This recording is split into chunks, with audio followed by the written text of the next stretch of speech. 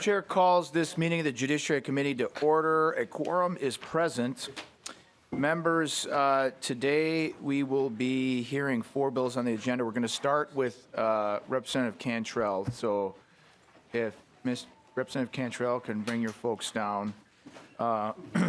If we do not finish our agenda today during the regular committee meeting, we will reconvene at 5 p.m. or 15 minutes after floor session, and it will be in room 200. So don't come here. Room 200, okay, if we don't get this done, which it's my intent to get this done. So the first one will be Representative Cantrell, parentage of woman who provides donated ova clarified and rights of spouse to parentage. The plan is to adopt an author's amendment and lay it over for possible inclusion in the civil policy omnibus bill. And then the other 3 are mine. I don't know how that happened, but they're mine. House File 4, 1196, and 1197, all data. That's right, this is the data day. So, okay, that's why we're doing it. The first item is the approval of minutes from February 27th.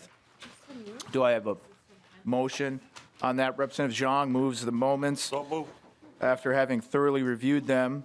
Is there any discussion on the minutes from February 27th? Seeing none, all in favor signify by saying aye. Aye. All opposed say no. Motion passes. The minutes of February 27th are approved. Okay, Representative Cantrell, you are up. The chair moves What's the bill? your bill. Where is his bill on here? Oh, his one, I got it here. There it is. Okay. It's okay, I got it. So Chair moves your bill, Oh. and this bill will be laid over for possible inclusion in the civil law policy omnibus bill. And you have an author's amendment, the A19. Can I have a motion to put the bill in the form that the author wants? Representative Noor moves the A19 amendment. Any discussion? All in favor, say aye. Aye. All opposed, say no. Motion passes. The bill is amended, consistent with A19. Now, there's another, well, wait a second. Is there another amendment, or that was the only one? Oh, okay. Well, let's wait till we get to that spot when you can. Why don't you go ahead and start on your bill, Representative Cantrell, and if you want to make minor non-technical oral amendments, we can do that as you explain it. Go ahead. Thank you, Mr. Chair. Thank you, members of the committee. It's a pleasure to join you this morning. So this, the bill that I'm introducing is House File 724, and this bill updates Minnesota Statutes 2018 Section 257.56, which is our currently titled Artificial Insemination Statute. By removing the phrase artificial insemination from the statute and the contents of it, and replacing that term with the more commonly used term assisted reproductive technology. In the common medical and legal parlance, artificial insemination is considered as more of an obsolete term and is no longer commonly used today. Furthermore, this bill gender neutralizes most of the language in this statute to address a problem frequently experienced by 2-mom families who conceive a child or conceive children through assisted reproductive technology. As the law is currently written, the husband of a woman who conceives a child through assisted reproductive technology is treated as the biological parent and enjoys automatic parental rights in regards to the child conceived through this process. However, in a 2-mom family in which one spouse conceives through assisted reproductive technology, the non-birth giving mother is required to go through an invasive and often costly second parent adoption process in order to gain legal parentage in regard to the child conceived through assisted reproductive technology. This creates significant issues for the family unit and for the child, and can be distressing overall. Today, I'm joined by several testifiers who will share their experiences and insights and substantiate why this needs to be further clarified in law by the language in House File 724. And with that, Mr. Chair, I will turn the presentation over to my testifiers. Great. Please come on up and testify and state your name for the record. Introduce yourself to the committee. Welcome.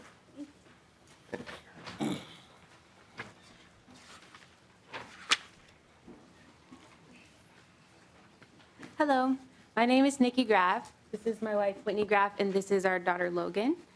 We're here today to ask you to support Bill 724, otherwise known as Logan's Law. Logan was born March 28, 2018, so today she's 11 months old. And as most of you know, being a parent for the first time is one of the best gifts. However, for me and many mothers like me, our first parent experiences are placed with the constant feeling of worry, self-doubt, and the inability to keep my child safe. These feelings were induced by the fact that when she was born, I was not considered her legal parent. My wife and I were married at the time of her birth. My name is on her birth certificate, and we conceived her by an anonymous donor who by law has no legal parental rights to our child. We ensured that every single step was completed correctly, but to be Logan's legal mother, I had to adopt her. The adoption took over a year to be completed, and during that year, I carried the constant reminder that if something happened to my wife, I would lose my child and my partner at the exact same time. During that year, we spent Logan's entire savings on lawyer fees and court fees. During that year, I had to complete a background check with fingerprints to prove that I had no history of abuse or child abuse. And then lastly, during that year, I had to collect letters that were written to the judge from my friends and family saying that I'd be a good mom, that Whitney and I would not get a divorce, and that our home was safe to raise a baby in. On adoption day, the court hearing was 15 minutes. So we waited a year and 15 minutes for a stranger to tell me that I was my child's parent. The current statute on artificial insemination uses gender-specific language that only describes heterosexual families, such as man and woman, husband and wife, mother and father. And because of this, families who don't fall under those categories have to take additional legal action. In other words, mom and dad families who conceive a child the exact same way have legal rights to their child from birth. Sorry, got a baby here. We cannot continue to implement a law that openly hurts families like mine. Forcing a parent to adopt their own child is not the solution to an old law. Changing the words is. The process belittled my first experience ever as a mother, and I won't get that back. From my daughter's perspective, she only knows me and Whitney as her parents. And putting her at risk of losing one of us is completely irresponsible, and we have to do better. By supporting Logan's Law, you're protecting families, children, and first-time parenting experiences. I cannot get my first year back, but together we can work together to make sure this doesn't happen to any other parent or child. Thank you for your testimony, Ms. Graff. Yeah. Whitney Graff, will you be testifying as well? I will not be. Okay, well, thank you for being here. Any questions from members of the committee for the Graffs? Okay, well, thank you very much for being here, and thanks for bringing Logan as well. Your next testifier, Representative Cantrell.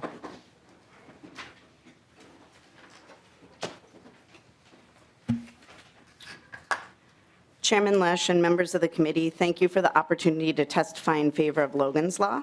My name is Davis Sensman, and I'm a parent and lawyer from Minneapolis. When my son was born in August of 2008, there was no way for my name to appear on his birth certificate except through adoption, because the state of Minnesota did not allow his mother and I to be married.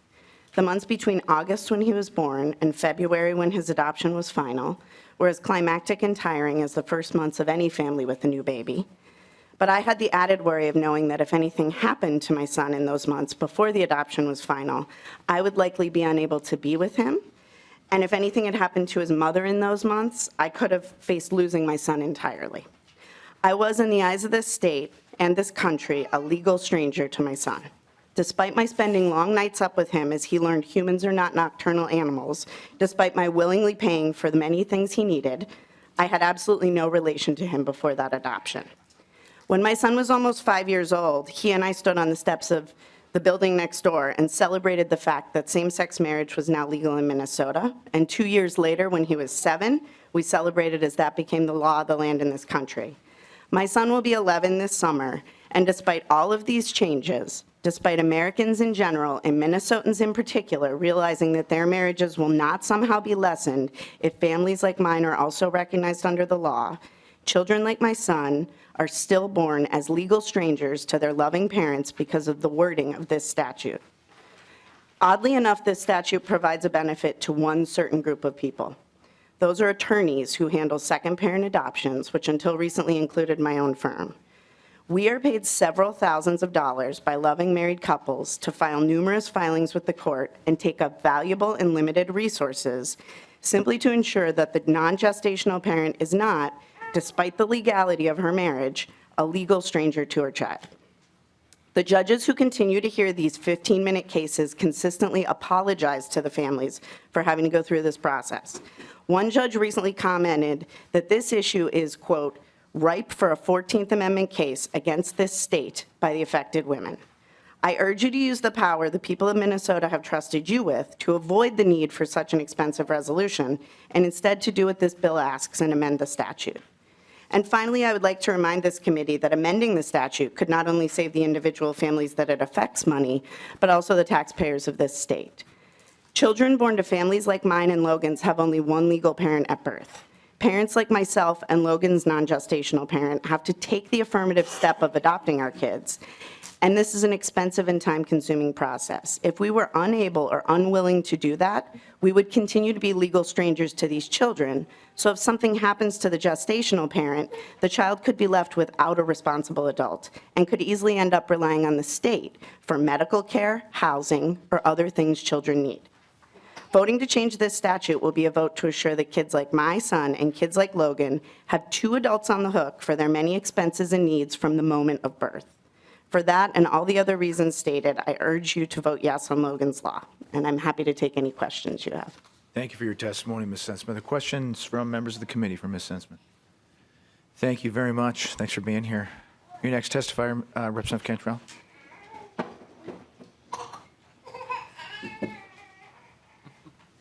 Good morning. Good morning. Welcome. Thank you. My name is Ann Swanson, and I am a mother. I'm a grandmother. I'm a retired psychologist. I'm a wife, and I am a taxpayer. I recently read in the Star Tribune about the language of this law, and I was shocked. I have a lesbian daughter who is married and has a 2-year-old. And we all thought they were covered because of marriage being legal. This suddenly became very real for me this morning. My daughter is 35 weeks pregnant with twins and is on her way to the hospital with her wife. And she has a 2-year-old at home. And all of a sudden, I thought about the families who don't have the support that my daughters have and my daughter-in-law. What would happen if something, God forbid, happened to my daughter today as she is rushed to the hospital to possibly deliver these babies because of potential complications? God forbid that anything would happen to Bridget. But I know that if it did, I'd be there to support my daughter-in-law. Other families don't have this right. I agree with the testimony about taxes. I pay a lot of taxes, and I want my money to be used wisely, not unnecessarily to do adoption processing and things that would not get changed if this language does not get changed. So I ask you as parents, grandparents, siblings, to change this language, to protect our kids. Thank you for listening today. Thank you for your testimony, Ms. Swanson. Any questions for Ms. Swanson? Thank you. Your next testifier, Representative Cantrell.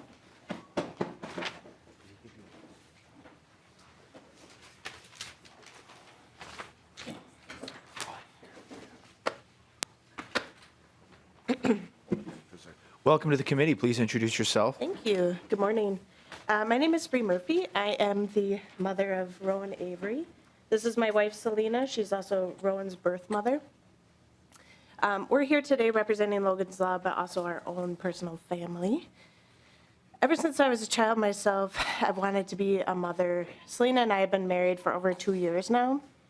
And we've been planning our family for actually even longer. When we first started dating, we talked about having kids and, you know, the likeness as you start dating. Just the same as really any other couple that is interested in having families. We have somewhat of a unique situation is that we both eventually want to carry a child. She went first, and then I'm expected to go next, which I'm very excited. Hopefully will happen soon.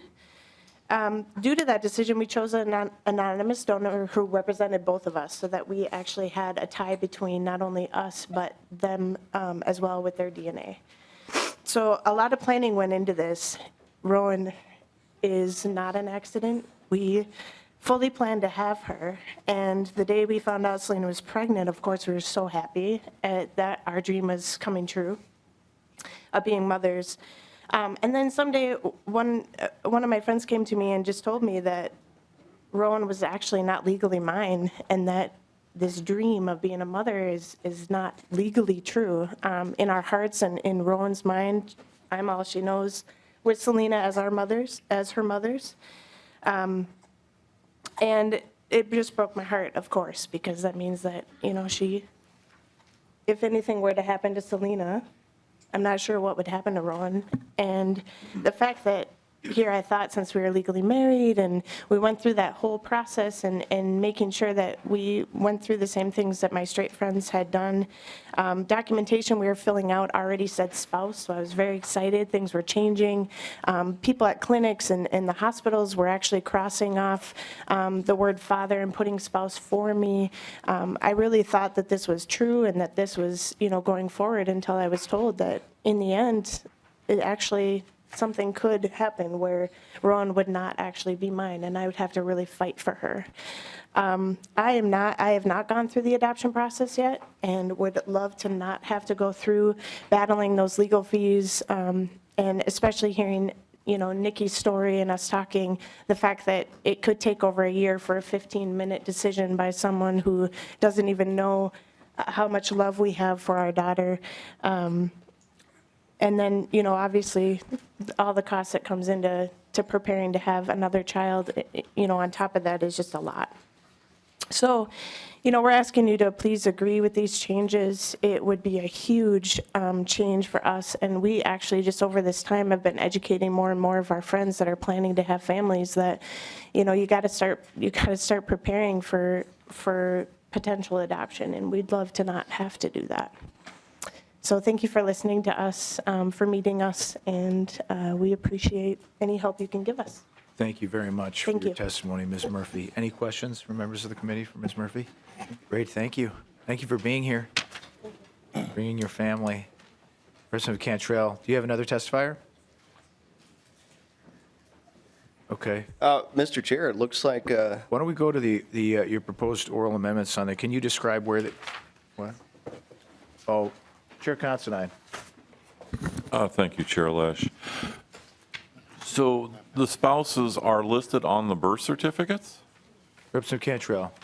thank you, Mr. Chair. Representative Considine, yes, the spouses are listed on the birth certificate, but as I've come to find out, while a birth certificate is sufficient identification information for the individual for whom it is their birth certificate, as far as certifying legal parentage, a birth certificate lacks substantial standing. Chair Considine. So we get guys out there that find out later they're not the biological fathers and are trying like hell to get off birth certificates, and they can't do so. And then we have people that are putting their names on the birth certificates and willing to take the responsibility, and they can't do so. That seems a bit odd to me. The reasoning has always been they want somebody to, these guys have had not getting off is that they want somebody to assume the financial responsibilities. And you have people that are willing to take the financial responsibilities, and we won't let them. That's a little weird. Okay, thank you. Thank you, Chair Considine. I know, too, that the operative instrument in Minnesota, not just for two women who have a child, but a man and a woman, is a certified recognition of parentage. A lot of people assume that it's that birth certificate, but it really doesn't matter. You got to get the signature on the certified recognition of parentage, which is operative for collecting child support or claiming parental rights at some point later, too. And you find out a lot of men who find that out later and then have to go through a similar process. But any other questions? Chair Considine. Well, actually, then my question would be for you. If these people got on the certified thing, would that clear it up? Or? Well, I think it's a lot smoother the way that Representative Cantrell's bill proposes it, because the situation I'm talking about where a man finds out, a man has a child with a woman, he wants to later claim rights. This is supposed to operate so that there's a meeting of the minds. We're going to have a child, and they have the same rights as a man and a woman, and it's a lot smoother than to have to jump through the hoops of. Whatever's easiest. Okay, Yeah, thank you. yeah, he's got a good idea here. Okay, so to your oral amendments, Representative Cantrell, what did you want to do? Thank you, Mr. Chair. So in the A19 amendment, the heading of 257.56 is artificial insemination. And I would just like to amend that to read assisted reproductive technology. Yeah, we already adapted it, I know, right?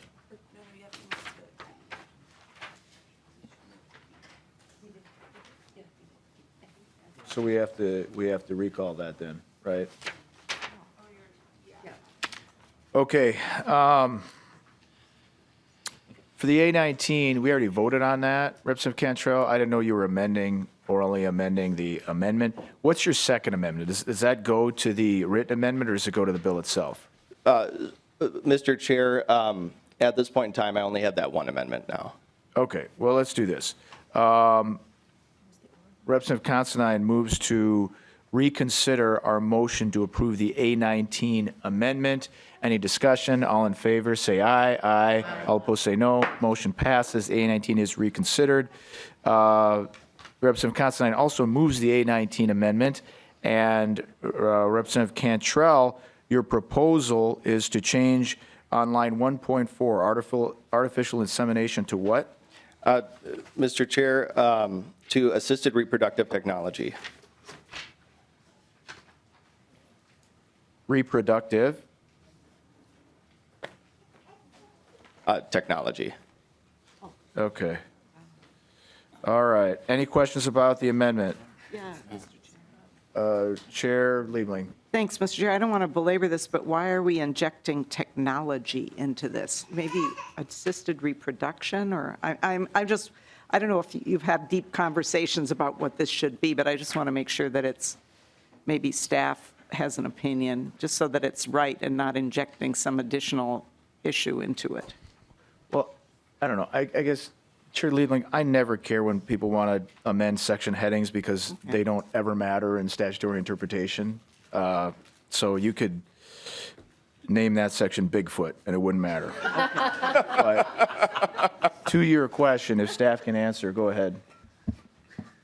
Chair and members, I think that you could use the term assisted reproduction or assisted reproductive technology. I think they would both Okay, signify what. no problem. Thank you. Okay, Representative Carlson. Okay, so, Mr. Chair, just if we're going to be consistent, then on line 1.18, the term assisted reproduction appears again. Are we changing that to assisted reproductive technology as well? Mary says no. We go with what Mary says in here, usually. Most of the time. Right. Well, that's I'm the one sorry, we Ms. just Mullin. changed is 1.14.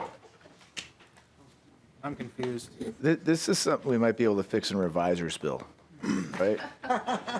Hopefully. Unless, Ms. Brenner, you really want to do it, So, Representative Carlson. Mr. Chair, I thought I had heard that in addition to the title, that there was also a change to the term on line 1.14 to change assisted reproduction to assisted reproductive technology. That term assisted reproduction appears throughout this. And I guess my question maybe to the bill author is, are we changing that term throughout this bill? Representative Cantrell, yes or no? Mr. Chair, Representative Carlson, no. I'm amenable to the title being assisted reproduction or assisted reproductive technology. Okay, 1 second. Representative Neal. Thank you, Mr. Chair. So, yeah, I was just going to say that those two different terminologies are throughout the bill. So it's not just assisted reproduction technology, but there's also assisted reproduction, and maybe they have a distinction. No distinction difference. So they are just interchangeable. She's not, Ms. Mullen's nodding yes. So they're interchangeable. Okay. So I guess it'd be up to the author if he wants to keep a consistent verbiage throughout or not.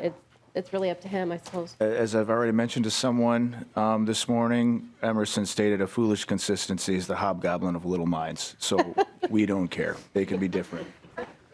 Chair Scott.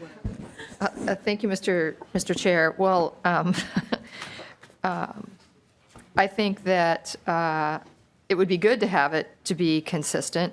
And so I would just hope that, maybe we can just do that. Because especially, and I would vote for using assisted reproduction because it's shorter. And anytime we can make statutes shorter and have it have the same meaning, I'm all for it. Does the committee really seriously care about this?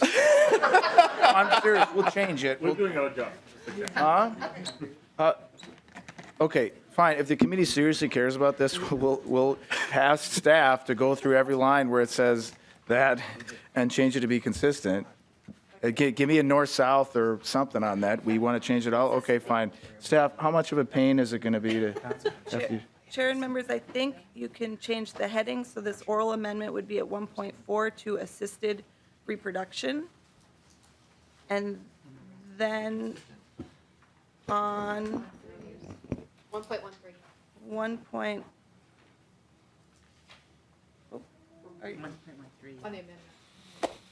1.13, you could delete the word technology and change the word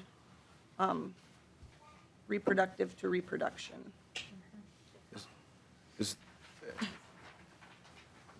Okay, and those are the only two on the A19 amendment?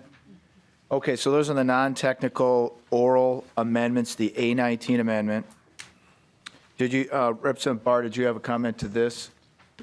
Mr. Chair, I have a comment to since the amendment's still being considered, but not to this particular piece. Okay, is there any other comments with respect to the oral amendment on the verbiage? Any other comments? The amendment is, as Ms. Mullin stated, with those two oral amendments. All in favor signify by saying aye. Aye. All opposed say no. Motion passes. The A19 is amended. To the A19 amendment as amended, Representative Barr. Thank you, Mr. Chair. My question is from the original bill to the amendment here on line 1.19 in the amendment and 1.23 in the original bill. They changed married woman, took it out of one and put it in the other. So in the DE, this would mean that two people that are not married or two women that are not married, I guess. I was curious to why that was changed. So, Who isn't it? Is that Representative Cantrell? Do you have an answer to that, or does staff? Mr. Chair, Representative Barr, could you repeat the line specifically on the original bill and on the DE, please? Okay, on the original bill, it's line 1.23, and it's you took married out, so two women that are in a relationship they would both still be on the birth certificate, and in the amendment, your DE amendment, it's on line .19 that you left the word married back in. So this would only apply with the DE. This would only apply to married women. Is that the way you wanted that? So I was just curious about that while the amendment's open. Representative Cantrell. Mr. Chair, Representative Barr, yes, yeah, we did mean to include that married language in the DE amendment. Okay, Just wanted good. to clarify that. Thank All you. right. Thank you. Okay, no, Chair Scott. Since we're there, thank you, Mr. Chair. So I just want to clarify that subdivision 2 speaks only, and maybe this is a question for staff. Well, wait a second. Is this to the A19 amendment, Chair Scott? Yes. Okay, Yeah. all right, go ahead. So it speaks, I just want to verify that it speaks to, that it wouldn't apply to a single woman that wanted to, that used a sperm donor for assisted reproduction. We just get that clarification. This only applies to married women. Well, that's what I thought, but I'm just looking at the language and going, well, if you think of that paragraph in terms of thinking of a single woman doing that, I'm not sure the language is there to solidify. But I just want, So who's your question to? Ms. Mullen. Okay, Ms. Mullen, go ahead. Chair and members, the way it is written right now in this delete everything amendment, the donor of semen or ova provided by a licensed physician for use in assisted reproduction by a married woman. I think that part of the law only applies to a married woman. Okay, that's good enough for me. All right. Any other questions as to the A19 amendment as amended? Any other questions? No. Okay, all in favor of the A19 amendment as orally amended, signify by saying aye. Aye. All, what are you, we're in the middle of a vote. All opposed say no. Motion passes. Okay. Now, Representative Grasso, did you have something? It just hit me there, Chair, that with that verbiage, could the donors then come back, and I'm sorry I didn't get my hand up soon enough, could the donor then come back and demand partial custody if it was a single woman? My understanding is that answer is a flat-out no, but Ms. Mullen, you're the authority on this. Go ahead. Chair and members, I think the thing to keep in mind is that as far as single parents go, or in a situation where people aren't married, the law is not changing. So this law doesn't address it now, and it wouldn't address it under this. But I can talk to the revisor who drafted this and talk to them about what the intention was, but that would be my understanding, that the rest of the law is staying the same. Existing law is staying the same. Okay, thank you. Okay, thanks. Now that we've lawyered the heck out of this, are there any other comments to the bill as amended? Seeing none. Representative Zhang. Yeah, thank you, Mr. Chair, and Representative Cantrell, thank you very much for carrying this bill. I also want to thank Nikki and her family for bringing this bill forward. I remember it was National Night Out last year, and I was out there with Council Member Jane Prince, and got to meet with you both. And then a couple weeks later, Council Member Jane Prince sent me an email saying, "Hey Jay, remember the family you met a couple weeks ago? Well, there's an issue here, and it's not a city issue, it's a state level issue, so we want you to work on it." And I remember my response was, "Well, I'm not an elected official yet, so I can't really do much about it, but let's talk about it once our session starts." And so thank you so much, Representative Cantrell, for bringing this bill forward and working on it. And as you all members have heard today, parents like Logan's are not the rightful parents, and it's time for us to pass this bill so that babies like Logan's will be the rightful owners through their moms. And so I really appreciate all your support. Thank you. Thank you, Representative Zhang. Chair Johnson. Chair Lesch, I'm still trying to wrap my head around this amendment. Well, we passed the amendment. Yeah, or the bill. As a person that's actually been adopted, I understand the process and how important it is and why it takes so long, because they want to make sure it's right for the child. I'm not sure if this is the right way to do this or not. So I just have some concerns on this, and because the FFA was in my office, I didn't hear where this bill was going to next. If there's any This is other being stuff. laid over for possible inclusion, right? Yeah, it's being laid over for possible inclusion. Okay, I'm going to do some more research on it, because like I say, I do have some concerns. Okay. Excellent. Any other questions, comments from the committee? Seeing none, then Chair lays House File 724 as amended over for possible inclusion in the omnibus bill. Thank you very much. Thanks for being here, Representative. And thank you all the testifiers and the folks who came to see this bill through. Thank you. Thank you, Mr. Chair, and thank you for all the testifiers. Okay, so now I gotta go do this, right?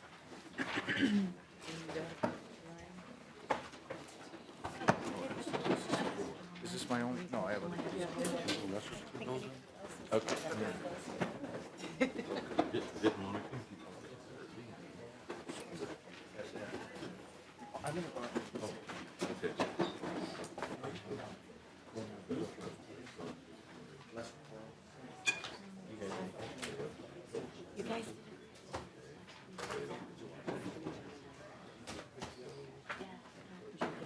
We're never gonna get it out. Were you there?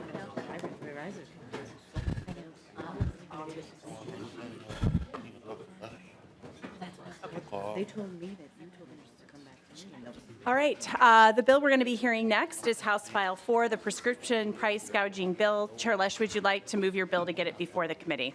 I would, Madam Chair. All right, Chair Lesch moves that House File 4, members. Chair Lesch moves that House File 4 be recommended to be re-referred to the Ways and Means Committee. And so we have the bill before us. Chair Lesch, if you'd like to tell us about your bill, please. Thank you, Madam Chair and members. Too many Minnesotans are paying too much or going without life-saving prescription drugs.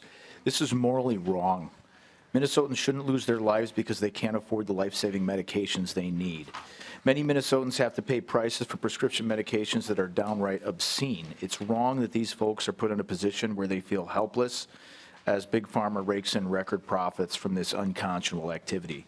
In some cases, people are making life or death choices to forego needed medications like insulin due to the outrageous cost. Now, y'all remember Pharma Bro, Martin Shkreli. He's sitting in federal prison right now on an unrelated fraud charge. He flippantly boasted about the ease with which he was able to raise prices in an HIV AIDS medication by 5,000%. It's unacceptable that Big Pharma is able to carry so much control over people's lives. And for too long, this legislature and legislatures around the country have prioritized the interests of big pharmaceutical companies, resulting in out-of-control costs for families. We are committed to making affordable health care a reality and tackling prescription drug costs in this legislature. Now, with more Minnesotans telling their stories about how outrageous drug prices have affected their well-being, both physical and financial, I'm confident this can become law, and together we can hold pharmaceutical companies accountable and work to make these prescription drugs more affordable for everyone. So with that, I think I have testifiers. Yep, sounds good. And just as they're coming up and getting ready here, can you just tell us what committees, Chair Lesch, this has been through already, or how many committees, and what the focus is for us I today? can't even remember. I think we've been through a baker's dozen. But Okay. like three? We've been through three, I think. I remember we started with Representative Moran, that was HHS. And then we went to Commerce. Okay. And we're only here now? Okay, well, three. And is there a specific area that is the focus of our committee today? Ms. Mullen? Chair and members, I believe the reason this bill is here is subdivision 6 and subdivision 7, which are located on page 9, and they relate to the Attorney General and to the private right of action, which is an enforcement provision for the bill. There we go. Great, thank you, Ms. Mullen. And with that, please bring your testifiers forward. All right, Mr. Gilbert, welcome to the committee. Please introduce yourself and you may begin. Thank you. My name is Alan Gilbert. I'm a member of the Minnesota Attorney General's office, and I'm here on behalf of Attorney General Keith Ellison, who strongly supports this legislation. The bill prohibits a drug manufacturer or wholesale distributor of essential prescription drugs from charging an unconscionable price for those drugs sold or distributed by them in the state of Minnesota. The bill responds to various documented abuses in the industry that have resulted in patients not being able to access these critically important medications. This documentation includes, for example, 2 recent federal government reports issued by the United States Government Accountability Office and the U.S. Senate Special Committee on Aging. Essential prescription drugs are a necessity. They are life and death for a lot of people. Drug manufacturers and wholesalers are entitled to a fair return on their sale of prescription drugs in Minnesota. But price gouging regarding essential prescription drugs greatly, and I repeat that, greatly jeopardizes the public health and welfare in the state and needs to be regulated. Addressing the high cost of these drugs is one of Attorney General Ellison's most important priorities, and this legislation is extremely helpful in dealing with the issue and protecting the public interest. Thank you. Thank you, Mr. Gilbert. I believe you have other testifiers.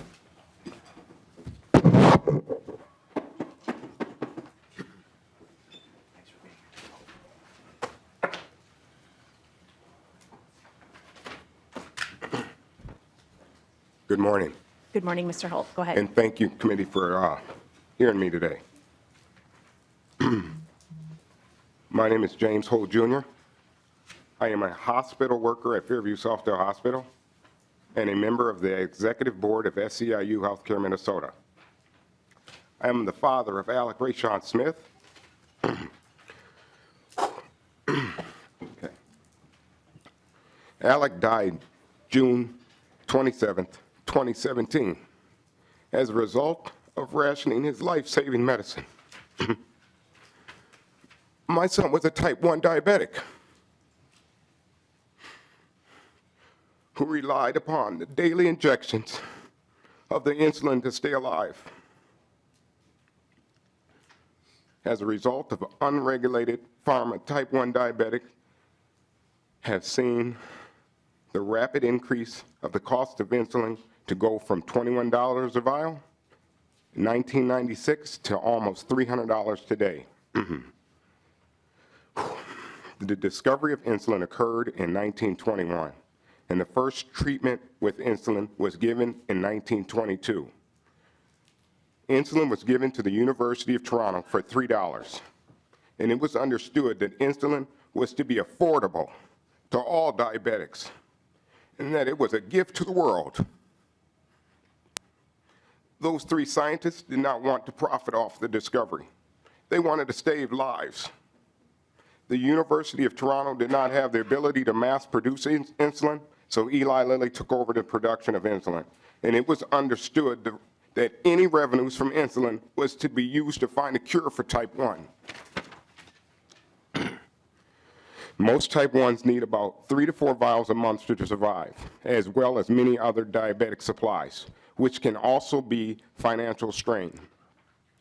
The cost to keep my son alive with insulin and supplies was over $1,300. Currently, 48% of U.S. population is taking 1 or more meds per month. Many of these people have no insurance or have high deductible plans, which makes it unaffordable of medicines out of reach for many and is causing great financial strain on their families and is leading to many filing for bankruptcy. It is truly frustrating to hear stories that people share with me and my family about how they are obtaining their meds or the dangerous workarounds they are using to stay alive. It is estimated that 1/3 of all medicines go unfilled because of cost. It is estimated that 45,000 people die each year in the U.S. because they can't afford the treatment. In what society is it okay to allow our citizens to go without their medicine? Forcing people to ration life-saving medicine and ultimately die, like my son, from the lack of affordable care. In my book, this is not okay. It is not okay for Big Pharma to go unregulated. In the United States of America in 2017, my wife and myself, the mother and the father of 4 children, had to hold a funeral for my 26-year-old son because the one thing that was created to keep all type 1 diabetics alive was priced out of reach for him. We live in the 21st century, not 1921. This shit had never occurred in the U.S. Prior to discovery of insulin, type 1 was a certain death sentence. There was no treatment available. What we need is for someone to stand up to pharma, to hold them accountable for unjust price increases, to hold them accountable for patients evergreening, and force them into transparency and to operate business ethically.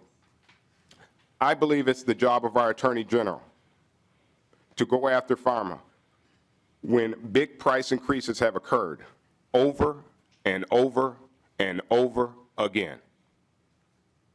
Every day that we sit and talk about how to handle big pharma, every day that we waste not passing bills, every day that we allow pharma to point fingers at everyone else and try to deflect the attention from themselves, people are dying.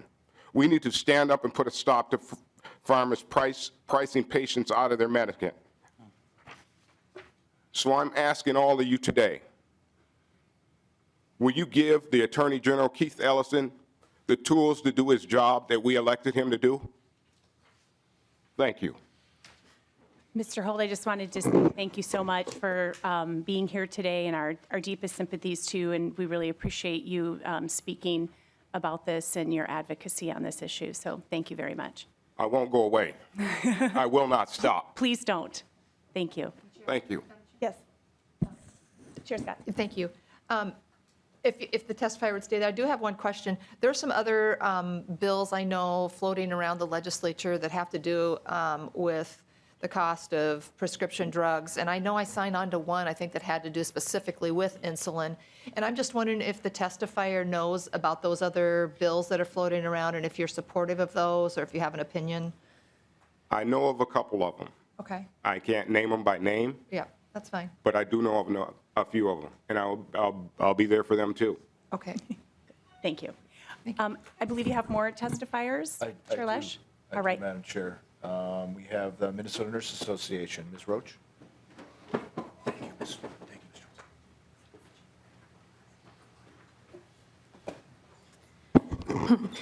Good morning, Chair and members of the committee and fellow patients. Thank you for the opportunity to provide testimony on behalf of the Minnesota Nurses Association membership in support of HF4. My name is Rose Roach. I'm the Executive Director of the Minnesota Nurses Association, representing more than 20,000 nurses across Minnesota. A patient arrives in the ICU. The patient is in a diabetic coma. The patient is intubated and provided necessary medication, therefore regaining consciousness approximately 48 hours after admission to the ICU. Upon waking up and having the intubation tube removed, the ICU nurse asks the patient what happened. How is it that they ended up in a coma in the ICU? The patient responds, "I am a type 1 diabetic, but so is my son. He cannot afford his insulin, so I share mine with him." This is a true story as experienced by M&A's own president, Mary Turner. Unfortunately, what happened to this patient is all too common and highlights two major cost drivers within our dysfunctional healthcare system: the inhumane and unnecessary high cost of prescription drugs and how those costs create an environment in healthcare that causes us to be penny wise and pound foolish. Nurses are horrified as they watch pharma record profits by exploiting sick people who will pay anything to stay alive. When Goldman Sachs asked in a biotech report in April of 2018, quote, "Is curing patients a sustainable business model?" It's clear to nurses we've lost our way when it comes to ensuring the public's health. The price of pharmaceutical drugs has skyrocketed over the past 3 decades. The price of insulin alone has risen 1,200% over the past 20 years, making it the 5th most expensive liquid in the world. It is estimated that 1/5 of all diabetics are rationing their insulin, leaving 30 million Americans at risk of death due solely to the price of insulin. Would it not be much more cost-effective to ensure stability of drug costs as a means of not only saving the lives of the patients requiring those drugs so that they can live a full and productive life, but to also help control costs within the system as a whole? Bringing insulin, whose medicinal properties haven't changed in those 20 years, back to a reasonable price makes much more sense than spending $15,000 per day once the diabetic patient ends up in the ICU. For nurses, the answer is obvious. The basic economic principles of the supply and demand do not apply to healthcare. You are either sick or you're healthy. You either need life-sustaining medication or you don't. You don't choose to be a type 1 diabetic simply because there's a sale on Novolog. It doesn't work that way. Unlike nurses, the market will never put patients before profits. Just as nurses advocate for their patients at the bedside, the Attorney General is entrusted with advocating for patients across the state. It's why M&A supports HF4 and the efforts that empower the AG to protect patients from unconscionable pricing and predatory behaviors by pharmaceutical companies. Pharmaceuticals make up approximately 10% of overall health care costs, but they represent one of the most rapidly rising sectors of cost. It is imperative that we act now before drug costs swallow, pun intended, the remaining slices of the healthcare pie. Please pass HF4. The need to act is urgent with people's lives literally at stake. Thank you. Thank you, Ms. Roach. And Chair Lesch, did you have any other testifiers in support? No, I think we just Okay. have opposition. So I think what I'd like to do at this point is open it up for, well, why don't I shoot you standing up? Why don't you go ahead, come forward, let's hear your testimony, and then we'll open it up for questions. All right, welcome to the committee. Thank you. Thank you, Madam Chair, members of the committee. My name is Judy Cook with Cook Gerard Associates, and I am here today on behalf of the Association for Accessible Medicines, which is the leading trade association for generic and biosimilar manufacturers. AAM is opposed to House File 4 as currently drafted. I want you to know there's a national market for generic medicines which provide tremendous savings to patients and taxpayers. In 2017 alone, the use of generic and biosimilar drugs saved Minnesotans $3.8 billion. In fact, 90% of all prescriptions are filled with generic medicines, but that only accounts for 23% of the total drug spend. The state of California recently released a report, and among its findings were that the 25 most expensive generic drugs represented only 8% of the spend and less than 1% of insurance premiums, and the highest year-to-year price increases for generic drugs were only 4.7% of the total spend on prescriptions. Generic and biosimilar medications are not driving spending on prescription drugs. I also want to note that there are generic companies that are working very hard to bring either generic or biosimilar insulin to market, and it is working its way through the process at the FDA. House File 4 is similar to Maryland's law passed in 2017, which was found by the federal courts to violate the Commerce Clause of the Constitution. And on February 19th, the Supreme Court denied review of the Fourth Circuit's earlier decision holding Maryland's drug pricing law unconstitutional and in violation of the Commerce Clause because a state may not regulate commercial transactions that occur wholly outside of its borders. And like Maryland, most financial transactions related to generic drug prices occur outside of Minnesota. Additionally, House File 4 provides no meaningful standards that would allow companies to know whether they are compliant with the law. It prohibits unconscionable prices and defines unconscionable as not justified. Given the vague and arbitrary standards set forth in the bill, companies would perpetually be at risk of facing prosecution for taking actions that occur in the normal course of business. And finally, the bill would create a private right of action. This provision would permit anyone to bring a lawsuit whenever they believe a price is unconscionable, again using the vague terms included in the bill. Drug pricing is an extremely complex process that includes many entities within the drug supply chain and a significant number of federal laws. Thus, consumers should not be empowered to bring litigation that could ultimately result in drug cost increases, as manufacturers are forced to defend themselves against what could be numerous and frivolous lawsuits. Minnesota is home to at least 3 generic drug manufacturers who are small to medium-sized businesses in Baudette, Maple Grove, and New Hope. Should any of these companies be sued under the private right of action, the cost of defending their pricing, even if found to be appropriate, would increase prices or could even put them out of business. While AAM opposes House File 4, we and our member companies look forward to continuing to work with all stakeholders and legislators to address concerns related to drug pricing and to enhance access to generic and biosimilar medicines to lower prescription drug prices for Americans. And I'm happy to answer any questions. Thank you, Ms. Cook. So now we'll open it up to members, and I think Representative Lucero, you had a question. Thank you, Madam Chair. And I guess my question is to the bill author.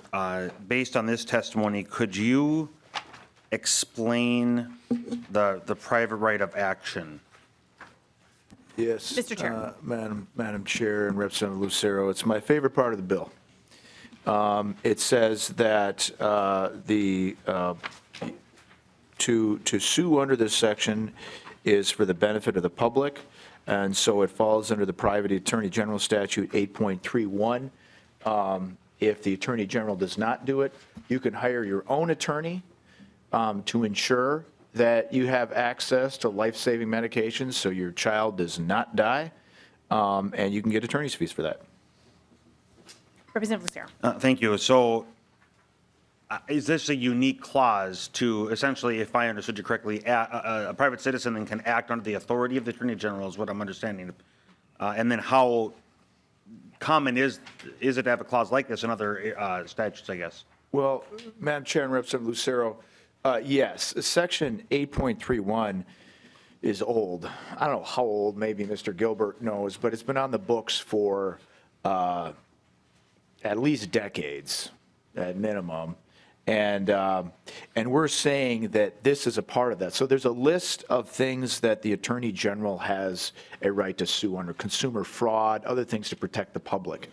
And we're saying that protection from unconscionably high prescription drug price increases is included in that public benefit.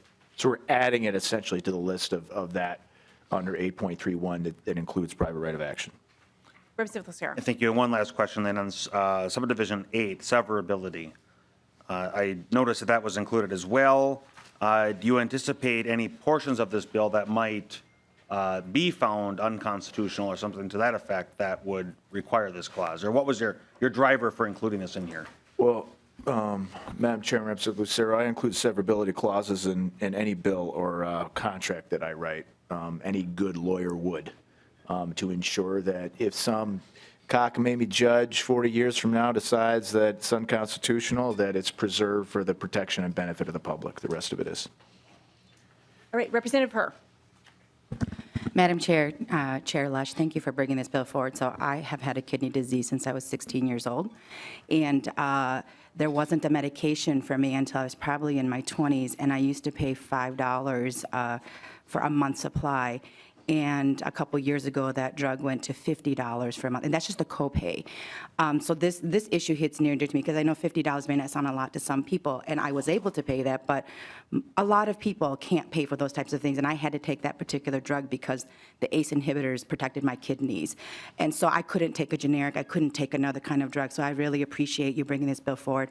I am, and I don't know if there's, my question is, I don't think that there is anything we can do about this, but as I'm reading the unconscionable prices for prescription drugs, I wish that there was more that we can do in this section, because I did do some studying, some case studies around drug pricing, and they don't just look at the drug itself that they're developing and making a profit off of that. There's hundreds of other drugs that they're developing that never end up becoming something. So they look at it as they've lost billions of dollars or millions of dollars in producing those drugs, and they actually factor that in so that they could say, well, it's not unconscionable because we're trying to cover the fact that we've lost millions in all these other drugs and in their development and their R&D. So I wish that there was a way we could actually go further in saying that it has to just be looking at that particular drug and not justifying it with all of the other losses. But I don't know if that can be done in this or if there's anything we can do about that. And I'm just curious your thoughts around it. Madam Chair and Representative Herr, I appreciate that comments, because that's right. I mean, the manufacturers will say, listen, we chase a lot of rabbits down rabbit holes, and most of them don't work out, and we still have to pay people for that. And the high price we get for the development of this drug goes to compensate for that, and then one of those will pen out in the future. I get that. Okay, that's part of business. You hire an attorney, for personal injury, and they take 30% or as high as 40% medical malpractice in some cases, which is a high chunk of your award that pays the lawyer for all those other cases they chased that didn't work out. Okay, that's part of business. However, we're talking about price increases. Okay, so the Pharma Bro, when he bought up that drug, the HIV/AIDS drug, that was already in the field.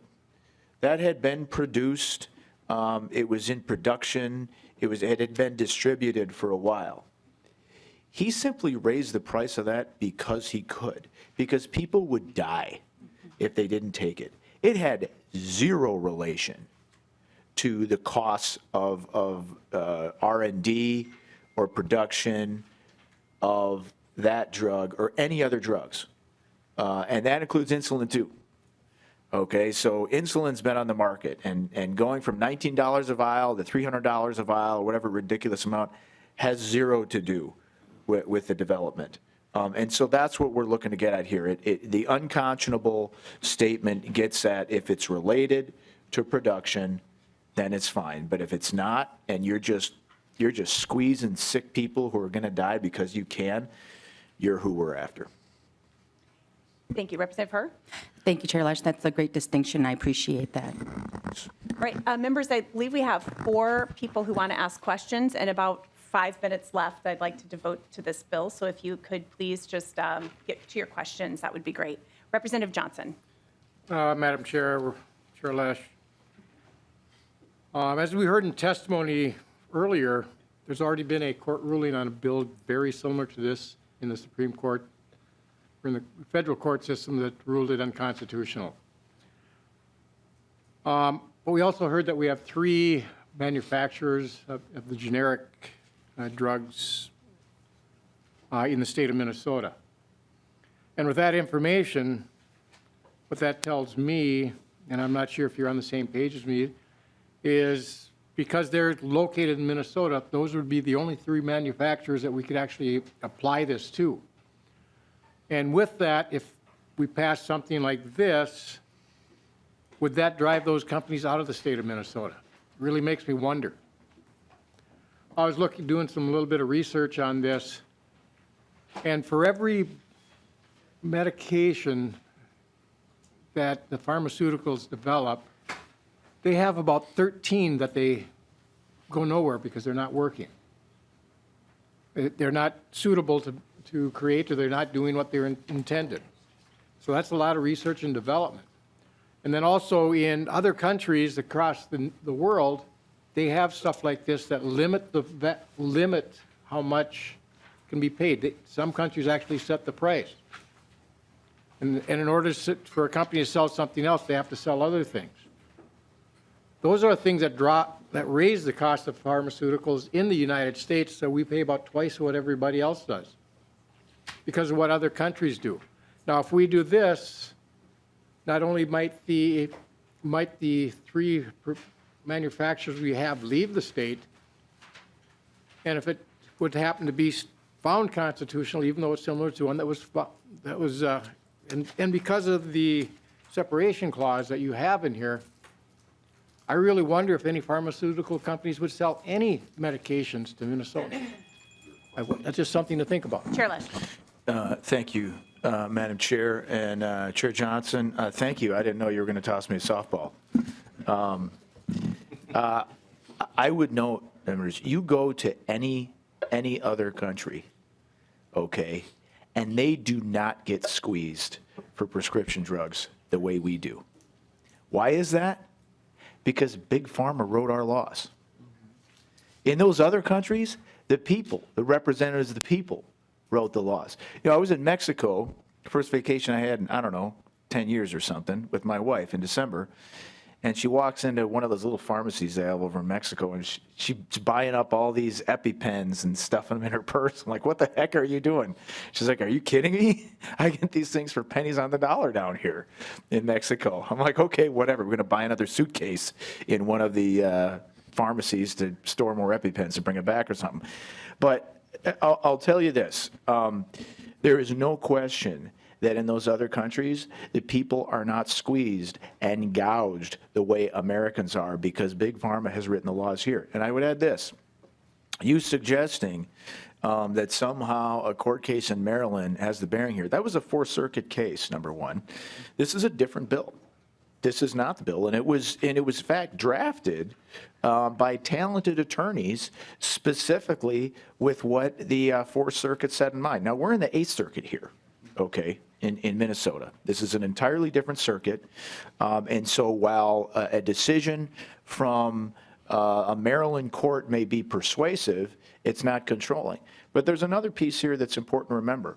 The reason why the Fourth Circuit struck down the law in Maryland related to a dormant commerce clause claim. Now, I don't know how many of you are familiar with dormant commerce clause, okay, but it says that the right to price goods between states is reserved to Congress, that commerce between the states, okay? And that in certain instances, companies that sell goods across state lines, not all instances, right? Because we do stuff all the time that could implicate Commerce Clause when we pass it routinely with respect to regulation, and it's just fine. One of the other things we're dealing with, trying to remember who's in tax committee here, but okay, Representative O'Neill. So we deal with the Wayfair case, right? the carryover from the implications of that Wayfair case is huge. And it said, South Dakota had the right to protect its citizens and make decisions for its own citizens with respect to taxation between the states, and states' rights held the day in delivering for the protection and safety of their own citizens, despite Congress's constitutional exclusive franchise to regulate commerce between the states. But the Supreme Court of the United States, not the Fourth Circuit, the Supreme Court of the United States said that in that case, South Dakota was right. And here comes Mr. Gilbert to come to correct me on this. But the point is that that case, while it did not come from the Eighth Circuit, it came from the Supreme Court of South Dakota, runs contrary to what the Fourth Circuit Maryland case said in that case. So, like I said, Mr. Gilbert, correct me on this until Keep you're your ready. comments short, Mr. Oh, Gilbert. okay. Thank you. I will try to do that, and thank you, and I don't disagree with anything you said on that. But, you know, to the extent the constitutionality of the statute's been raised by anybody, I think in fairness, there needs to be some background given. I'll try to make it very quick. But the Fourth Circuit decision was a 2-to-1 decision. There was an extremely strong dissent in that case. And among other things, that dissent relied upon what they referred to as the reality of the modern economy and the stream of commerce as it relates to that. The Wayfair case that Representative Lesch has referred to is a really important case that was decided after the Fourth Circuit case. And it was decided by the U.S. Supreme Court. And again, as Representative Lesch says, what the Wayfair case said, first of all, it changed decades of law in the U.S. Supreme Court precedent. It dealt with the collection of taxes, and there was precedent that existed prior to that decision that said that a company has to have an actual presence in the state for them to be able to, for them to be required to collect sales and use taxes. The court said that's archaic, it's outdated, it doesn't reflect our modern economy.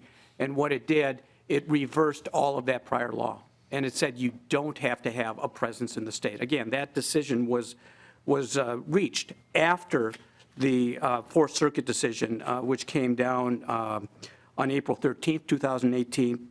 The Supreme Court decision was decided 3 months later. And again, the Supreme Court applied the Commerce Clause analysis to an out-of-state company with no physical presence in the regulating state. And again, based on the reality as they described it of the modern economy, they changed the law as it up to that date existed. I also want to make the point that both drug manufacturers and wholesalers of prescription drugs are already licensed in the state of Minnesota. If there was no basis to regulate them, they wouldn't be licensed in the state of Minnesota. And to the best of my knowledge, there's never been a challenge to that licensing requirement. And that's the Board of Pharmacy that actually licenses them because they sell and distribute drugs in the state of Minnesota. And there are other cases that are different than the Fourth Circuit case. There's a First Circuit case that rejected the same kind of reasoning that you found in the majority opinion in the Fourth Circuit decision.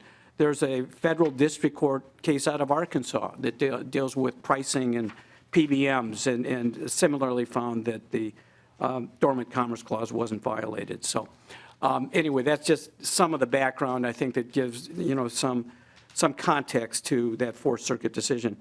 And finally, in terms of this suggestion about the standard for conscionability, there is what's referred to as a conscionability doctrine in the state of Minnesota. And it's not unique. It's in many, many states.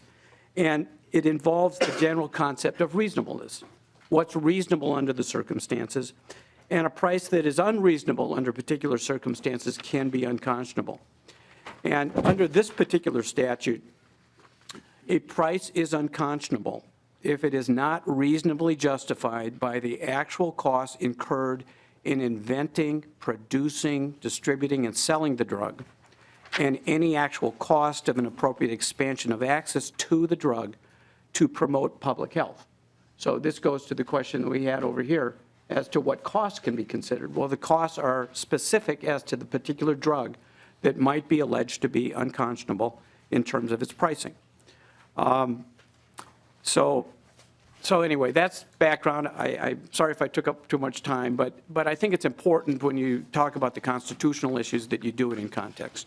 Thank you. Thank you, Mr. Gilbert. Chair Scott. Thank you, Madam Chair. And I don't know if this question is for Chair Lesch or the testifier that came back up to the table. Well, the first question is for Chair Lesch. And with this definition of unconscionable, I see that there have been several amendments made to this bill in previous committees, and I didn't know if any of those changes were regarding that definition, if that definition is the original one that you started with, or if it's been changed. Well, Madam Chair and Chair Scott, I don't even remember the amendments we made in other committees, but I know none of them dealt with the unconscionability portion. That's been there from the beginning. Okay. And then my other question is, I have concern over the word essential. Is a cholesterol medicine essential?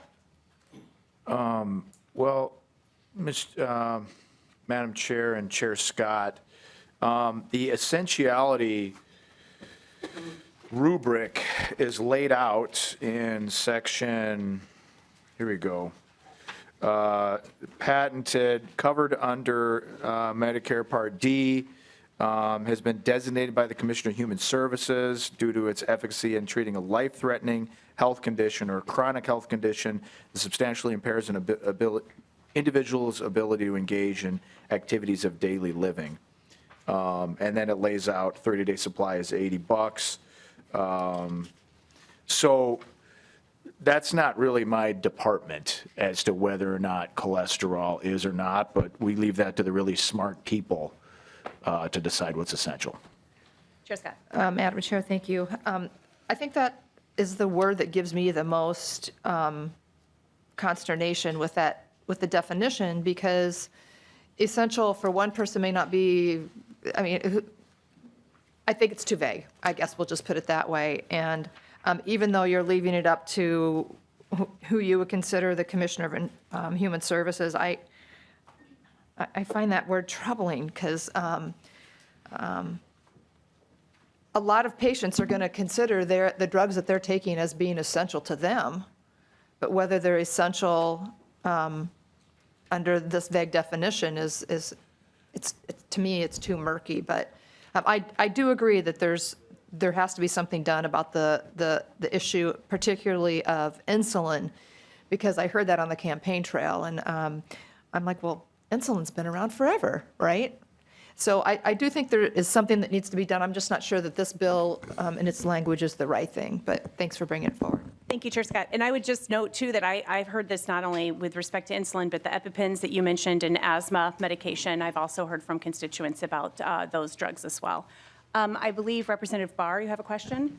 Thank you, Madam Chair. My question is for the lady was testifying for the generics, and I'm just going to go ahead and get started with the question while you're on your way down. Save a minute here.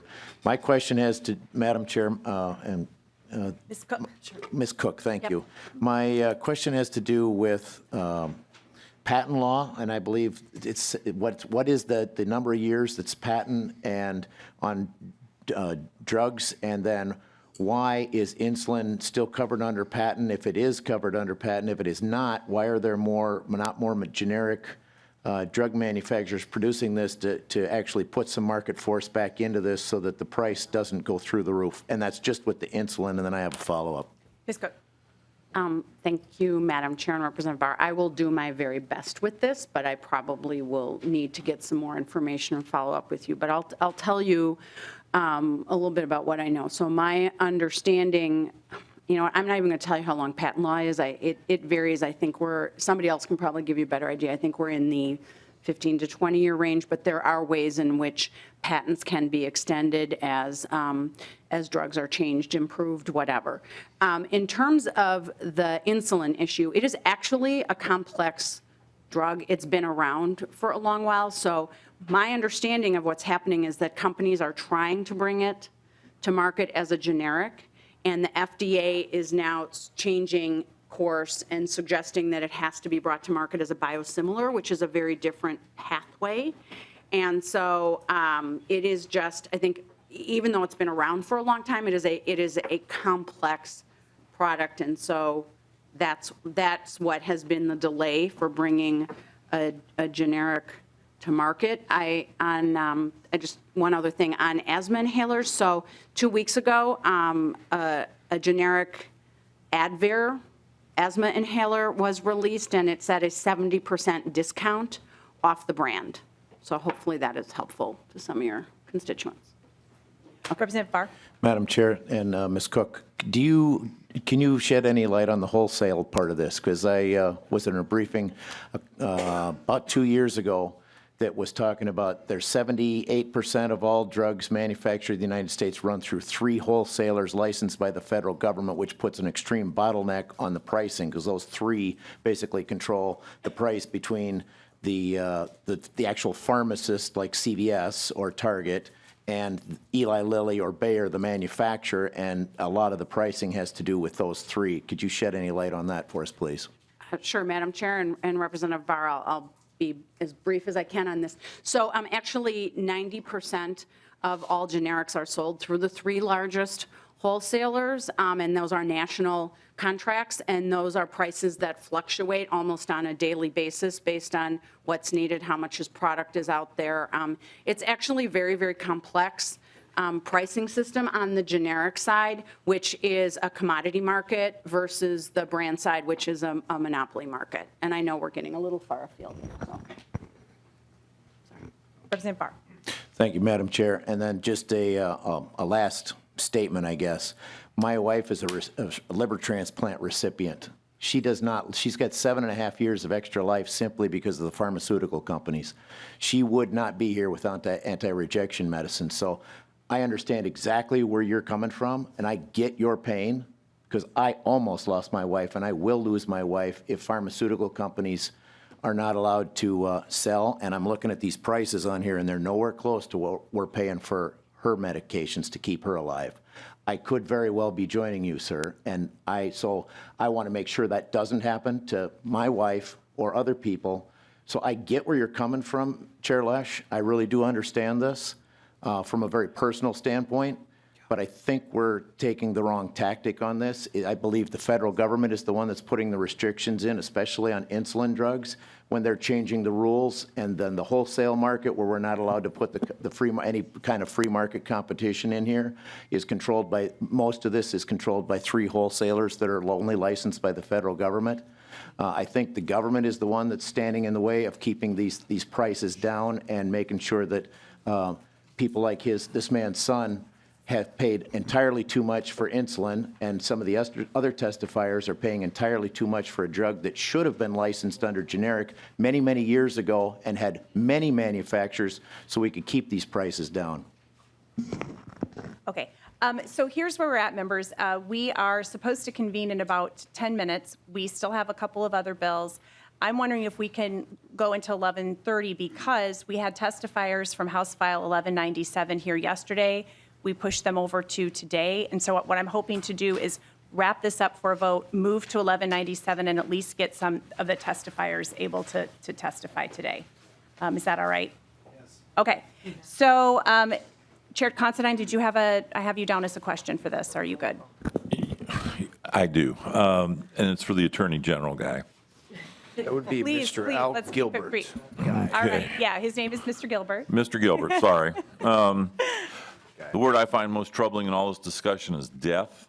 And if a drug is found to be unconscionably high, is there a mechanism in place where they could hold the people that are responsible for the death of Mr. Holt's son and other people?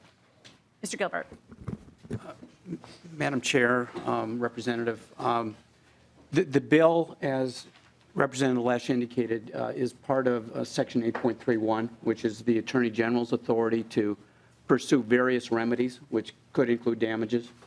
It also authorizes private lawsuits, as Representative Lesch has indicated as well, that could include damages. But not criminal charges to hold them accountable for the deaths. Chair Lesch or Mr. Gilbert. Madam Chair and Representative, Section 8.31 is a civil statute, so it doesn't deal with criminal liability, but to the extent there would be any criminal statutes applicable, that would be something the county attorneys would enforce. Thank you. Chair, I'd like a roll call, please. Okay. Before we do that, we didn't open it up yet to public testimony. Was there anyone from the audience who wished to testify on this bill? All right. Chair Lesch, did you have any final comments? No. All right. So at this point, I move that House File 4 be recommended to be re-referred to the Ways and Means Committee. We have had a motion for, or a request for a roll call, so the clerk will take the roll. Chair Lesch, Yes. Representative Mueller, Yes. Representative Scott, Yes, with reservation. Representative Barr, No. Representative Cantrell, Yes. Representative Carlson, Yes. Representative Considine, Yes. Representative Grossel. Yes, with Chair Lesch's Don't get that. willingness to continue to work on this. Okay, Representative Hassan, Yes. Representative Herr, Yes. Representative Johnson, No. Representative Liebling, Yes. Representative Lucero, No. Representative Mariani, Representative Noor, Yes. Representative O'Neill, Representative Robbins, No. Representative Zhang, Yes.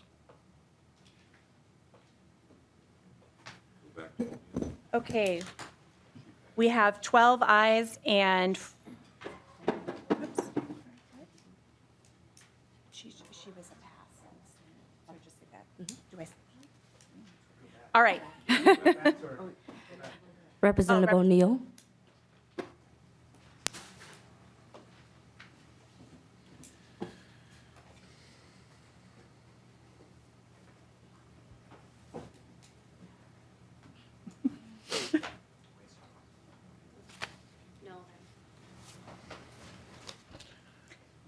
Okay. There being 12 ayes and 5 nays, the motion prevails. House File 4 is recommended to be re-referred to the Ways and Means Committee. All right, next, if we can move to House File 1197.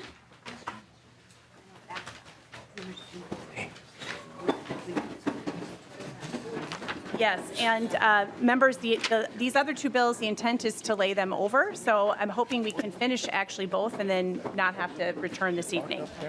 So with that, let's go ahead and get started. Chair Lesch, would you like to move your bill to get it before the committee? Yes, yes, I would. Madam Chair. Okay, so Chair Lesch moves House File 1197 to be laid over for inclusion in the Data Practices Omnibus Bill. And go ahead, Chair Lesch, and tell us about your bill, please. Thank you, Madam Chair. So House File 1197 creates a framework for the protection of Minnesota's privacy in the digital age. It provides reasonable privacy protections for emails and other electronic information where federal law has failed to do so. It hasn't caught up with the level of technology that we're using to surveil our innocent citizens. The bill requires law enforcement to get a search warrant based on probable cause in order to access your personal, private digital information, including content, location, metadata, and device searches. It specifically addresses a loophole in current federal law, which was enacted in the mid-1980s, that allows law enforcement to access emails that are more than 180 days old without a warrant by requiring a warrant regardless of duration of storage. It also includes notice, reporting, and enforcement provisions to make sure that there is proper transparency and oversight and mechanisms to ensure that the law is followed. That's sections 4, 5, and 6. The language is based on the California ECPA, which has become a national model for digital privacy protection supported by a diverse coalition of tech companies and civil rights organizations. Members, the reason for this bill is that your life has changed substantially since you were a little kid, and your children's lives are going to change substantially between now and when they're your age now. The watchword of the future and who pulls the strings will be those who control the information. And right now, the folks who are collecting the information are doing it under the auspices of doing the right thing and trying to catch bad guys, et cetera. But we have had enough examples of doing the wrong thing for the right reasons in recent history, in fact, that establishes that this bill setting specific parameters, guardrails for how we collect innocent people's data of why that's important. I'll use one example, members, and that was the USA Patriot Act, passed only a couple months after 9/11 in 2001. That act was put forward by the intelligence community and by law enforcement in the wake of 9/11, which was a national tragedy. And it was done so with the promise that we were going to stop the bad guys who just caused us so much pain. And it was voted for broadly, bipartisanly. My own congresswoman voted for it. It was very broad support of that bill. It was in the years after that folks started to realize how bad of an idea this was, both sides of the aisle, and how we had to repeal all these sections because we were convinced to do something overbearing at a moment of great tragedy or because of loss. So you will hear testimony about why we need these powers to stop the bad guys. But I would ask you to balance that against the things that happen to innocent people because of our overreach. So that's the reason for it. I would introduce Mr. Ben Feist, who's representing Minnesota ACLU as well for testimony. Go ahead, Mr. Feist. Welcome back. Thank you, Madam Chair, members of the committee. Again, Ben Feist, Legislative Director for the ACLU of Minnesota. We are here in support of this bill today. As you know, the legislature has grappled with these technologies in the digital age, and this really is a framework for trying to get a grasp of what's going on and to ultimately empower Minnesotans to take control of their own digital privacy. Many of our existing statutes regarding electronic communications are based on this 1980s framework, and while little pieces have been picked away at over the years, and this committee is often responsible for doing that, we still feel that we're significantly behind the times. Existing privacy law in other areas typically requires the police to get a warrant before searching the file cabinet or computer in your house or the letters in your mailbox. Now that technology has advanced, state laws need to be updated to require the same warrant protections when the police want to read your emails, text messages, or other digital documents. Nearly all of us rely on mobile devices and the internet to connect, communicate, work, manage our finances, and research information, including on sensitive topics such as politics, health care and treatment, and organizing for social change. Minnesota residents should not have to choose between using technology and keeping their personal lives private. So this bill is based on a model known as the CAL-ECPA, or Electronic Communications Privacy Act, that did draw support from both advocacy organizations like the ACLU and many in the tech industry, specifically all seem to be out in California. And that's notable, I think, because the ACLU and the tech industry don't often agree on most things, especially when it comes to privacy rights in the current state of things. So I think it's really meaningful that they were able to vet something that worked.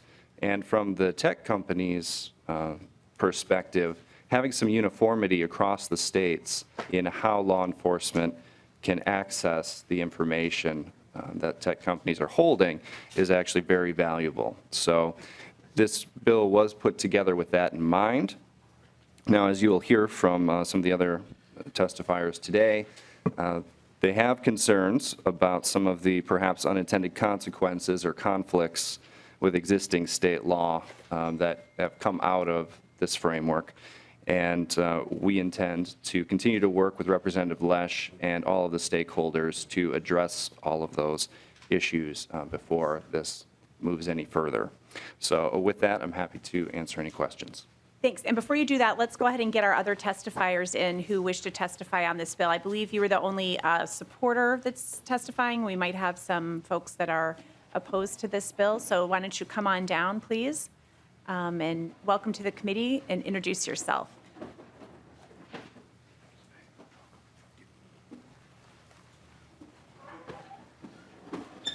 Thank you, Madam Chair, and members.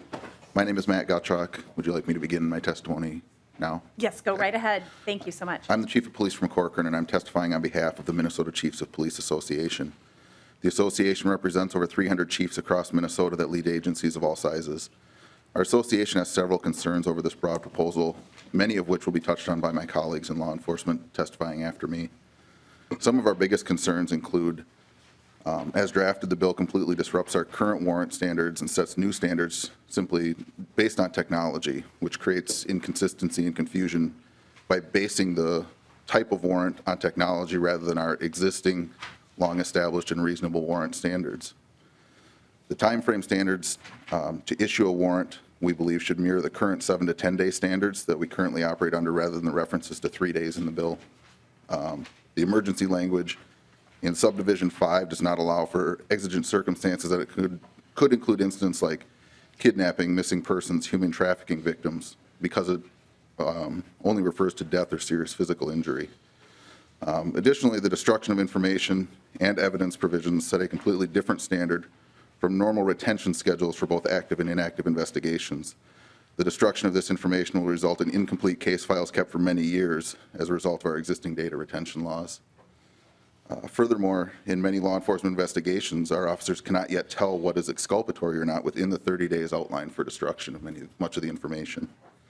There's other concerns that some of the other testifiers will share, and the bill's overall scope is of concern, and we're still working through the implications and unintended consequences of the bill. But those are the largest general concerns from our membership. So thank you for your time and consideration. Thank you, Chief. Thanks for being here, and thanks for coming back, too. Let's see, who's next? We've got another, why don't you come on forward? Welcome, please introduce yourself, and you can begin. Thank you. In light of time, I'll try to be brief. My name is Dan Bianconi with the Dakota County Sheriff's Office, and I'd like to get started on some of the areas of concern. Item 4.4, it's a 30-day timeline. From my perspective, my job is to oversee our investigations. I also manage our electronics crime task force, which solely manages and processes digital evidence. A 30-day timeline is almost impossible to comply with. There was a time in my career when electronics weren't really part of investigations, but they're a part of every investigation now. And with the 30-day timeline, we're going to be put in a position where we either have to do incomplete investigations because we can't get to the devices in time, or we're going to be in a situation where we have to make a decision to prioritize or triage investigations based on severity. That's an argument that we don't want to have to come to when we're speaking with victims. When you're a victim, your case is the most important investigation, and you're not going to have a lot of sympathy to deal with law enforcement having to comply with a 30-day timeline. That's one major area of concern for us. The line 4.15, the appointment of a special master, that's also concerning. The special master requirement removes law enforcement discretion from the investigation. And the analysis of investigative data depends on the discretion of a third party, an appointed special master. We spend an awful lot of time, energy, and money investing in our staff, training over years, perhaps decades, to complete these investigations, to be trained so that they're competent to handle this. Now we're going to be turning over discretion to a third party. There's no assurance. There's no requirement of a special master as to their competency. Would they even be able to take a look at the raw data produced by our forensic examiners and know what they're looking at? It takes our staff a lot of time and training to get to that competency level, another area of concern. The appointment of a special master will certainly will add time to the investigation. And that's concerning because it does affect case outcomes. We lose track of witnesses. We lose track of victims who circumstances potentially change. Maybe they've moved on. They're stable again. They don't want to, they perhaps healed from that crime. They don't want to reopen old wounds. The longer an investigation takes to complete, the more difficult we find in winning those prosecutions that result from our investigations. Two areas that I see that would be very problematic in appointment of a special master would be domestic violence cases and human trafficking investigations. Both of those types of investigations are very crucial to be timely. Currently, the Dakota County Sheriff's Office is conducting a domestic and sexual violence response review. We're looking at our procedures to see, are they in line with best practices? Are they being conducted in a forensic manner? We're undertaking this review through grant funds that we received through Violence Against Women Act. One problem that we've identified very early is the time an offender commits a crime, act of violence against a person, to the time that they're held to answer for it in court. The longer that time frame, the longer that they are not being held accountable. And so through work from this grant and another grant, we've actually seen our conviction rates go from the mid 50% to the mid 90s. It's not very often that we have success of that level. That's largely due because of the forensic evidence that we bring with electronic devices, largely in misdemeanor and gross misdemeanor cases. That's not the case in most electronic investigations. They're almost always your most severe and serious crimes. So we would be concerned with the appointment of a special master, as that will certainly add a layer of bureaucracy and a level of review that we don't believe is necessary. Second is the way investigations naturally expand. It could be a situation where we received a device to analyze, perhaps it's a firearm investigation or a fraud investigation. Very commonly, we'll receive a search warrant to review a device for photos or for documents pertaining to a specific crime. And while they're evaluating and reviewing those devices for evidence of that crime pursuant to a search warrant, they will see evidence of another crime. A special master is not going to be required to report that information, nor will they have the expertise to report that information, or perhaps draw the associations from the raw data that they received from a forensic examiner and link that to an investigation. That's the job of the detective, and these people are highly skilled in this area. They seek specific training to age-questionable child pornography, fraud, investigations of all types. The last section, 5.8, that I'd like to comment on is under the emergency section. I think generally there could be a misunderstanding, if I'm reading this bill, of how this device data is used. Primarily under the emergency exception, that's a largely well-known warrantless exception to a search. And the reason and the way that law enforcement uses the emergency exception is almost always in situations where we're locating missing persons, we're locating people with dementia, people who have been in a car crash and maybe don't know where they are, situations where pings or location GPS located services from internet service providers are given to law enforcement almost immediately so that they can be sent help. And that's primarily almost always how that order is used. It's never in a case of a criminal apprehension or to build evidence of a crime. If we're going to go pursue evidence in a crime, we'll get a search warrant. Merely locating a person is not usually going to be the evidence that's going to help us in a criminal case. So it's almost always in those type of mental health or accident type situations. Okay, thank you. Are there more testifiers in opposition here? And if you could please try to keep your comments to as brief as possible. Welcome back, Superintendent. Go right ahead. Madam Chair and members, my name is Drew Evans. I'm the Superintendent of the Bureau of Criminal Apprehension. I would echo much of what my colleagues have noted throughout. And in particular, what I'd like to know for the committee from the Bureau of Criminal Apprehension's perspective is that we spend a lot of time and resources working very hard on behalf of the citizens of this state to identify those that are harming and pursuing our children online through technology-facilitated crimes, including internet crimes against children. children, child pornography, human trafficking cases, and others along the way. I would like to note just a couple of things as we work through this, that our main concerns is that there's a number of unintended consequences that may cause significant confusion by a number of the definitions and the provisions within this. We readily agree that we want to protect all of Minnesotans' privacy interests as we're working through these investigations, and all of us in law enforcement have a specific interest in ensuring that we gather any evidence we do in a criminal investigation in a legally permissible way so that that evidence can be presented in court to hold those accountable that are harming our citizens across Minnesota. The one thing that I would like to note, and I've had this discussion with Mr. Feist from the ACLU, a lot of these provisions, as Chair Lesch noted, can become confusing as to which apply, whether the federal law, which laws apply from different states. There is the loophole that we're talking about trying to close when it comes to emails that are over 6 months old. That is a federal loophole. It does not apply to the states. We have never been able to get email in this state using that federal provision that is older than 6 months old. We've always had to get a search warrant in Minnesota to get that. Federal authorities can and will continue to be able to get that email older than that from that time period, but your state and local agents have not been able to do that.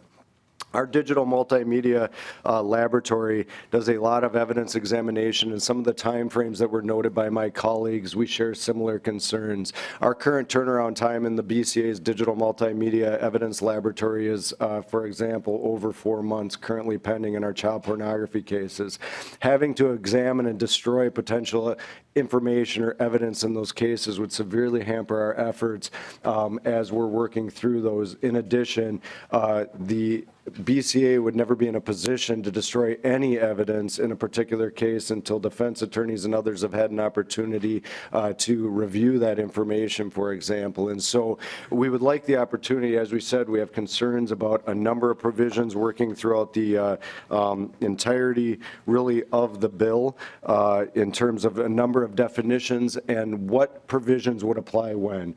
I agree that our world has changed in many ways because of technology and moving forward. We do have a search warrant provisions in our current statutes that apply to most digital multimedia evidence now. There's very few exceptions in terms of content that we would receive that we would not need a search warrant under current law to receive and obtain in our criminal investigations if we want them to be admissible into court, with the exceptions that are already in the 626A chapter that you're reviewing, that you're considering putting in here. So we would welcome the opportunity to work with the chair, other stakeholders as we examine some of these issues moving forward so that it's very clear which provisions apply where if we were to move this bill forward moving forward.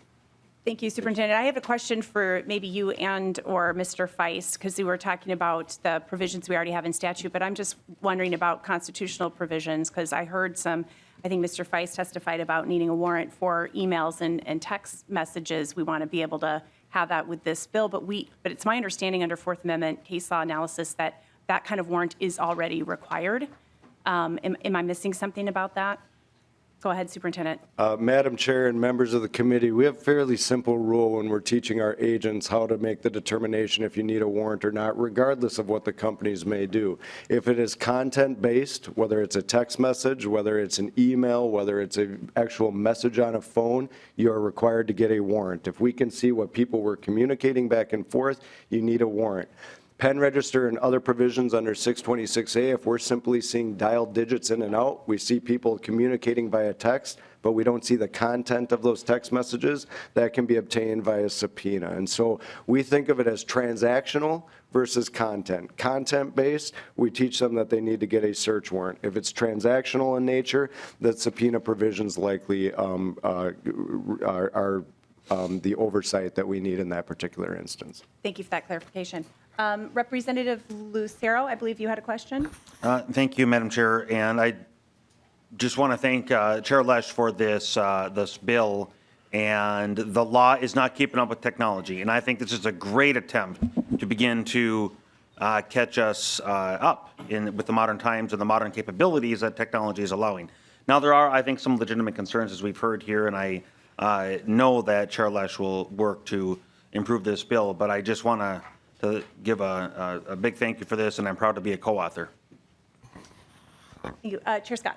Thank you, and kind of took the words right out of my mouth, Representative Lucero, and I'm proud to be a co-author on this too, and I would like to see some work done. I think there were some really legitimate points brought up, and I know that, in all your spare time, you'll be working on that. Any other questions from the? Okay.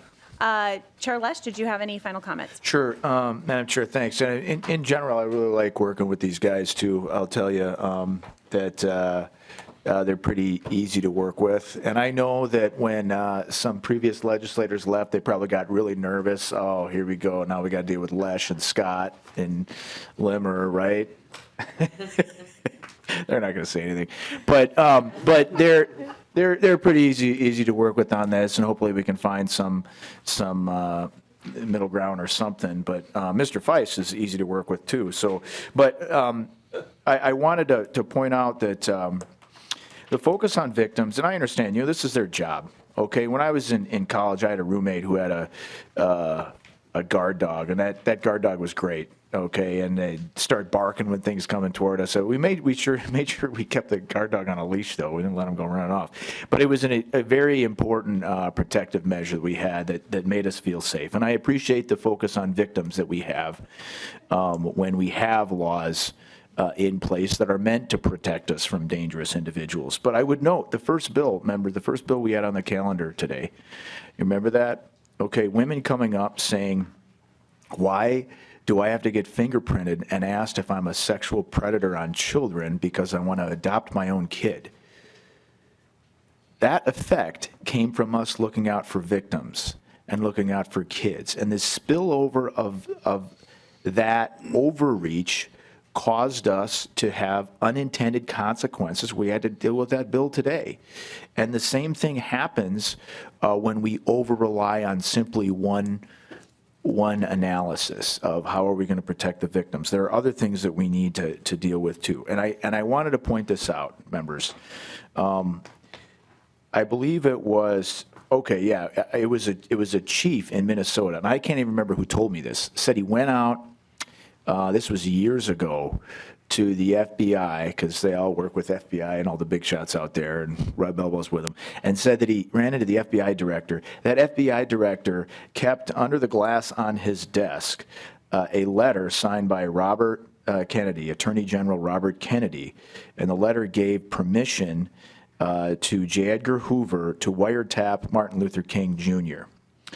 And the basis for that was that Martin Luther King Jr. was a communist, as an insurrectionist, and he was a danger to America and the American way of life. And Dr. Martin Luther King turned out to be the most spied-on citizen in American history because of that, okay? All under the basis of public safety and protecting people from him. Now, we have a bust of MLK at the base of the Capitol steps in the Capitol right now. Okay, this insurrectionist. And I just wanted to point that out, that sometimes there are other things to consider than how are we going to get the bad guys. Because sometimes the bad guys, we end up roping in folks who aren't the bad guys, but they're a threat to our silo, not necessarily a threat to America. So that USA Patriot Act that I brought up at the beginning of the hearing, law enforcement had been asking for those powers for many years, okay, and they were able to get them under a period of national grief and national mourning in the name of the victims of 9/11. And I think that everyone recognizes now that that was an overreach. I think most of law enforcement recognizes that was an overreach too.